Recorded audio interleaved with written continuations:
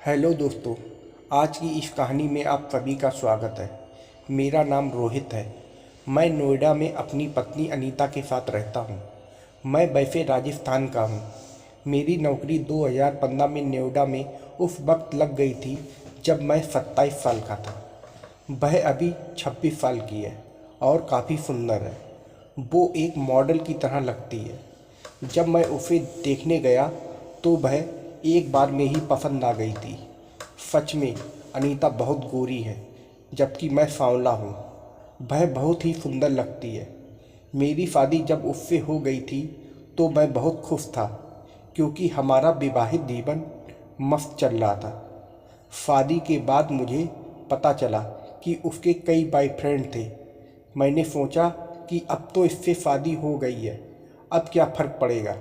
मुझे इस बात से कोई विशेष फ़र्क नहीं पड़ा था कि वह पहले से ही इस्तेमाल हो चुकी है। मैं खुली सोच का इंसान हूँ और इस बात को समझता हूँ कि आजकल के दौर में यह सब सामान्य सी बात है। शादी के बाद हम 2017 में नोएडा गए थे। उस वक्त हम एक फ्लैट में रहते थे। शुरू में हमारी शादीशुदा ज़िंदगी अच्छी चल रही थी, पर ऑफिस का काम ज़्यादा हो जाने के कारण मैं अनीता को ज़्यादा समय नहीं दे पा रहा था। मुझे 2018 में मुझे मलेरिया हो गया था, तो मैं उसे शारीरिक रूप से खुश नहीं रख पा रहा था। वह मुझसे क्रिकेट खेलने को लेकर बार बार लड़ाई करने लगी थी। इसमें मेरी ही गलती थी कि मैं शारीरिक रूप से उसे संतुष्ट नहीं कर पा रहा था। उसे एक रात में कम से कम 2 या 3 बार क्रिकेट चाहिए होती थी, जबकि मैं एक ही बार उसे ढंग से नहीं कर पा रहा था। फिर मैंने उसकी एक बात को नोटिस किया कि वह मेरे सामने दूसरे लड़कों की तारीफ़ करने लगी थी। वह कहती है कि वह लड़का अच्छा था या फलाना लड़का अच्छा लगता था।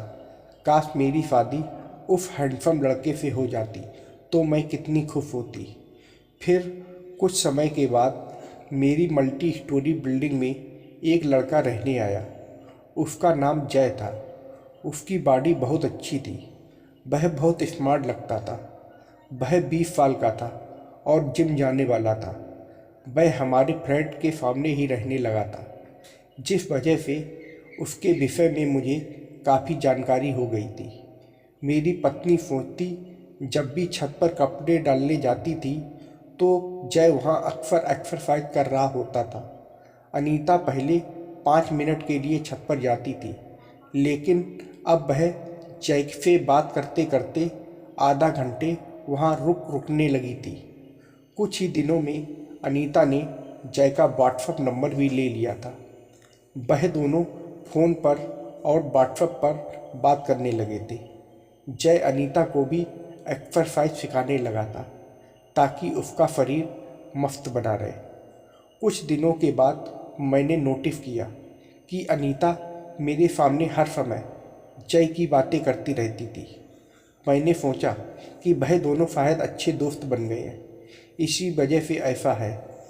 लेकिन फिर मैंने 1-2 बार अनीता को जय के कमरे से पसीने में लथपथ हुए बाहर निकलते देखा तो मुझे कुछ अजीब सा लगा। मैंने यह भी नोटिस किया कि अनीता अब मुझे हाथ भी नहीं लगाने देती थी। मुझे कुछ समझ नहीं आ रहा था कि ये सब क्या चल रहा है। उधर मेरे ऊपर काम का लोड भी बढ़ रहा है, तो मैं इस विषय में ज़्यादा नहीं सोच पा रहा था। अब तो अनीता जय के साथ फिल्म देखने भी जाने लगी थी और उसके साथ में घूमने जाने लगी थी। जब मैं उसे फ्लैट में नहीं पाता और उसे फ़ोन करता तो वह बिंदास कह देती कि मैं उनके साथ फिल्म देखने आई थी, अभी आ जाऊंगी, तुम खाना खाकर सो जाओ। मैं बेवकूफ़ों की तरह उसकी बात सुनकर रह जाता था। अनीता 27 की हो गई थी और जय 21 साल का था, तो मैंने सोचा कि मैं फालतू की बात सोच रहा हूँ, इनका कोई चक्कर नहीं हो सकता। जय अनीता से 6 साल छोटा था, तो ये बात मुझे नहीं जमती थी कि उन दोनों में कोई चक्कर हो सकता है। फिर जब एक दिन अनीता काम कर रही थी तो उसका मोबाइल बेड पर रखा था। मैंने ऐसे ही चेक करने के लिए उसका मोबाइल उठा लिया और उसका व्हाट्सएप चेक करने लगा। मेरी सबसे पहली नज़र जय के ही चैट पर जा पड़ी। उसने जय को पिन किया हुआ था तो उसका नंबर सबसे ऊपर था।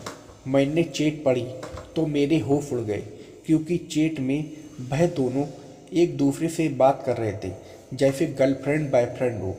मैंने देखा कि दोनों लव यू जानू कहकर मैसेज करते थे। फिर जब मैंने हिस्ट्री चेक की तो देखा कि जय ने अनीता को वह वाली फिल्में भी भेजी हुई थी। अब मैंने मोबाइल रख दिया और लेट गया। मुझे उस रात नींद नहीं आ रही थी। मैं बस आंखें मूंदे लेटा हुआ था। सोचते ही मेरे बाजू में लेट गई थी। फिर अनीता रात को 2 बजे उठी और उठकर बाहर जाने लगी तो मैंने उसे पीछे से देखा। वह जय के रूम में गई थी। मैंने जय के रूम की खिड़की में से देखना चाहा तो उसकी खिड़की अंदर से बंद थी। कुछ साफ सा दिखाई नहीं दे रहा था, मगर मैं हल्का हल्का देख पा रहा था कि अनीता जय के साथ क्रिकेट खेल रही थी। फिर जय ने लाइट बंद कर दी तो कुछ भी नहीं दिख रहा था। मैं अपने रूम में आ गया। अनीता 1 घंटे बाद चुपके से कमरे में आ गई। मैंने देखा कि अनीता के बाल बिखरे हुए थे और वह पसीने में नहाई हुई थी। मैं समझ गया कि मेरी बीबी अनीता जय से जमकर क्रिकेट खेलकर आई है। अगले दिन जब मैं शाम को घर वापस आया तो मैंने अनीता का मोबाइल चेक किया। जय का नंबर खोलकर व्हाट्सएप हिस्ट्री देखने लगा। मैंने जो देखा उसे देखकर मैं दंग ही रह गया था। जय ने अनीता को अपनी फ़ोटो भेजी हुई थी। मैं घर से बाहर चला गया। उसी रात को मैं पीकर घर आया। मैं नशे में अपना घर भूल गया था और आते ही मैं सो गया था। अनीता भी मेरे साथ सो रही थी। अचानक रात के 12 बजे मैंने देखा कि अनीता बिस्तर पर नहीं थी। मैं बाहर गया तो देखा कि जय के कमरे की लाइट जल रही थी। आज उसकी खिड़की खुली हुई थी। मैंने देखा कि जय और अनीता क्रिकेट खेल रहे थे। अनीता भी बहुत खुश थी। अनीता इतने प्यार से खेल रही थी मानो उसको मनपसंद मिल गया हो। मेरे साथ उसने कभी भी ऐसे नहीं किया था। मैं तो यह नज़ारा देखता ही रह गया। फिर जय मेरी बीबी के साथ एक मस्त वाला क्रिकेट खेलने लगा। उसने मेरी बीबी के साथ हर तरह के शॉट्स खेले, जिसमें मेरी बीबी भी उसका साथ बहुत अच्छे से दे रही थी। वह भी खूब एंजॉय कर रही थी। मैं तो यह सब देखकर इतना दंग रह गया कि उसने आज तक मेरे साथ ऐसे कभी भी यह क्रिकेट वाला खेल नहीं खेला। आखिर क्यों, मैं यह बात समझ नहीं पा रहा था। लेकिन कुछ भी हो, उस वक्त का नज़ारा देखकर मैं तो भूल ही गया था कि वह मेरी बीवी है। मैंने अनीता को इतना खुश पहले कभी नहीं देखा था।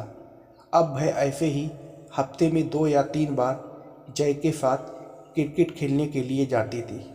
उसके बाद मेरी बीवी अनीता ने जय की मदद से कुछ और लोगों के साथ भी क्रिकेट का मज़ा लिया। दोस्तों, अब तक मैं बहुत खबर कर लिया था। मेरे जितना खबर शायद ही कोई पति कर पाता। उसके बाद मैंने अपनी पत्नी को डिवोर्स दे दिया और हमारा डिवोर्स 10 से 15 दिन में ही जल्दी से हो गया। डाइवोर्स होने के बाद मैं लगभग 1 से 2 महीने तक अनीता से कभी नहीं मिला। हम दोनों की कभी बातें भी नहीं हुई और हमारा कभी एक दूसरे को देखना भी नहीं हुआ। उसके बाद 2 से 3 महीने के बाद जब मैंने देखा तो मुझे पता चला कि अनीता की शादी उसी से हो गई है। उसने दूसरी शादी फिर उसी जय से कर ली है।